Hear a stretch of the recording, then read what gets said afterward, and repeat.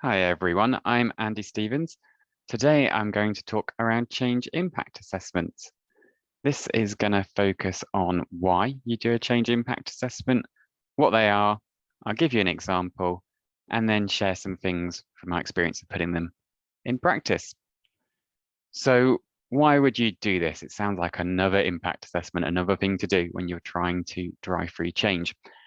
Why it's helpful is it provides a structured way to think around the impact of that change on different stakeholders and agree some actions. A lot of this is whirring through our heads as project and change managers around, we know there's an impact, how do we manage that? But this provides a logical way to record this down.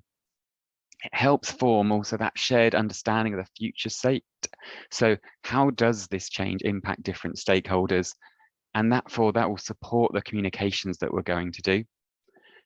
It also provides a check that you have the design right, and it informs things such as the change plan. So it lets us know about where we might need to do training and communications.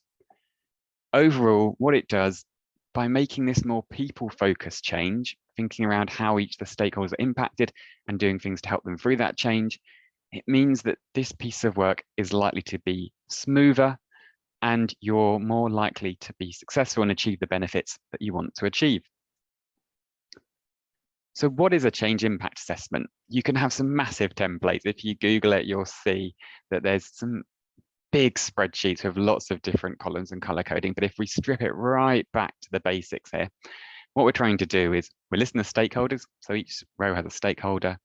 We describe what the future state is for each stakeholder in the second column. We identify how they're going to be impacted by that change in the third column, and then any actions that we should take to support that stakeholder through the change. That can be then reviewed and agreed upon. So here's an example. Wanting to have a change, which is switching your cat from eating meat to biscuits. So here I've identified 3 stakeholders in this. There's the shopper, there's the feeder, and there's the cat. The future state for the shopper is that they're going to be buying biscuits rather than meat in their shop.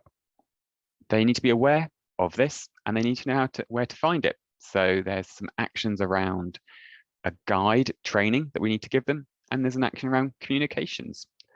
Similarly for the feeder, their difference is they're providing a different food, they're providing biscuits. They need to be aware of that and the quantities. So a guide and training again, and communications. Finally, there's the cat. For them, they're going to be eating biscuits. That's their future state. It's a different food. So probably want to do some marketing to the cat on the reasons for this change. But you also probably want to have some luck. If you know cats, they're going to make up their own mind. So in practice, how do I find this? You can apply change impact assessments to any change. That can be people change, process change, technology change, any of it is still relevant. You can do this with one individual who's involved in the change, but it is generally better if you have a workshop, a small group to talk through and identify, because people will have different perspectives and knowledge that may help identify different impacts that wouldn't have been identified by one individual alone. I would really recommend you do this as soon as there's a draft design, because it might identify things in the design that you want to change, some impacts that once you've stuck there, you think, actually, we need to go back and alter that. But it also should be a live document. So while you start it in the design, and it might be high level because you don't know all the information, keep coming back, expanding and reviewing as the design develops and as you move through the change, because it will hopefully help identify other areas.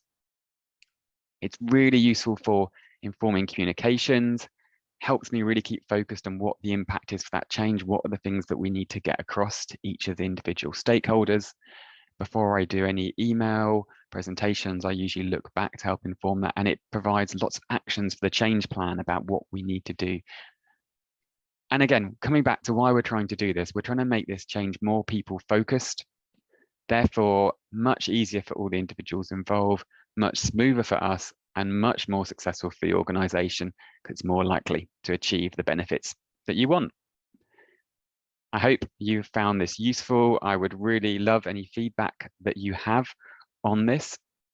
So please do get in touch if you have some feedback around what I've done or any requests for future videos and guides. Thank you.